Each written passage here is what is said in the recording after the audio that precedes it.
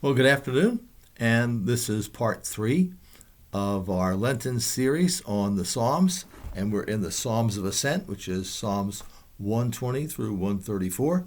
Today we're going to focus on two, Psalm 128 and 129.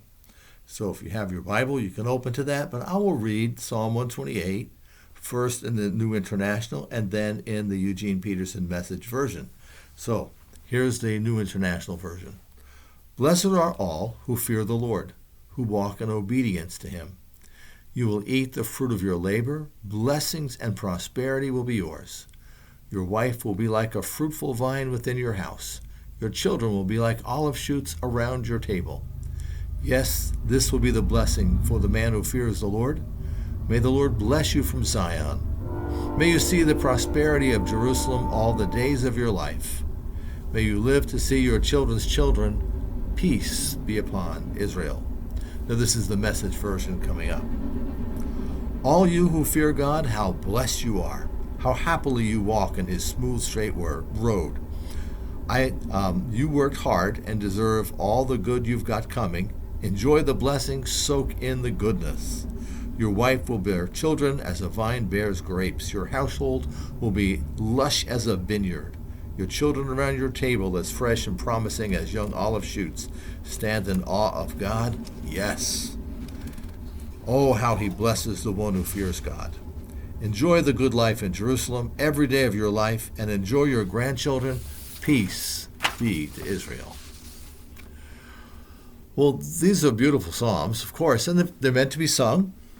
And this one talks about faith and patience. These are twin sisters that accompany a godly person in their journey of life, faith and patience.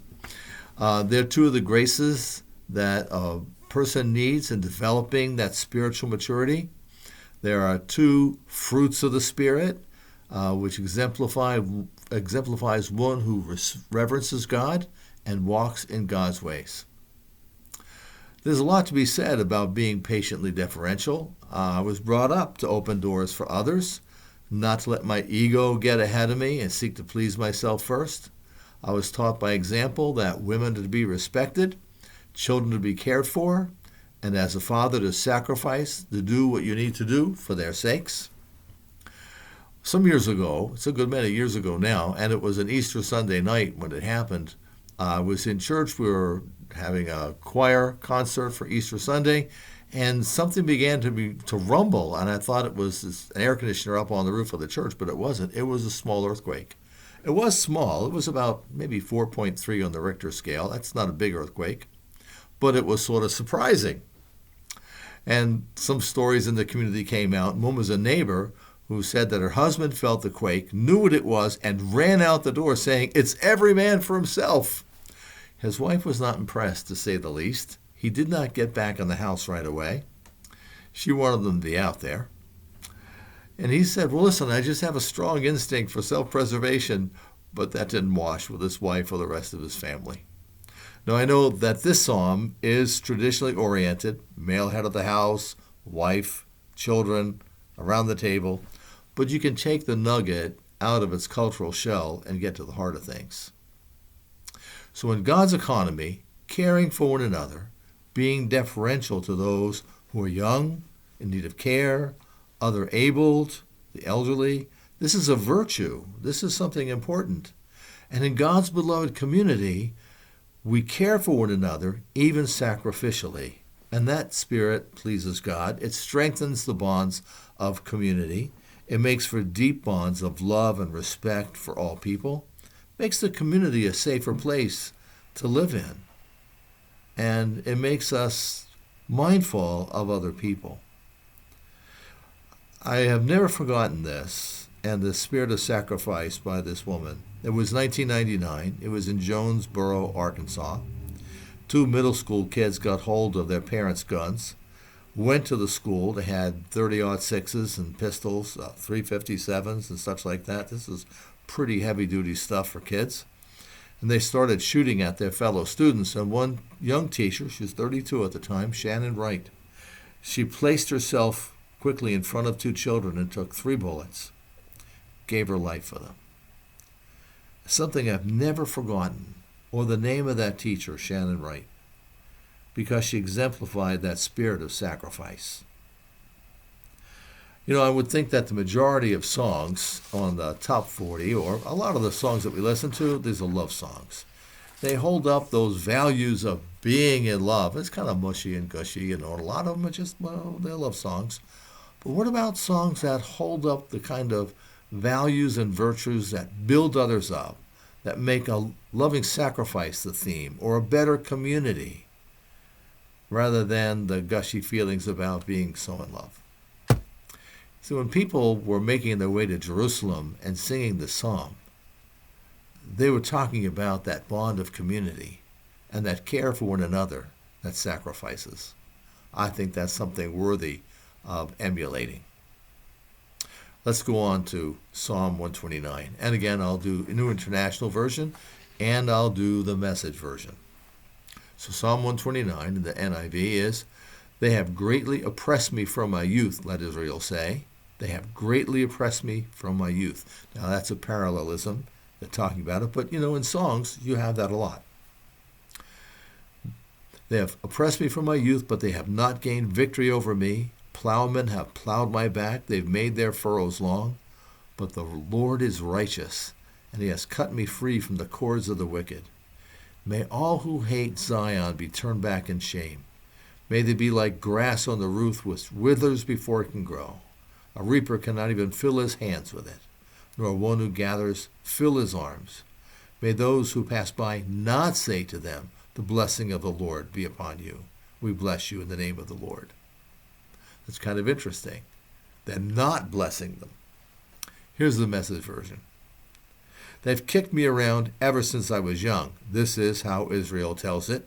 "They've kicked me around ever since I was young, but they could never keep me down.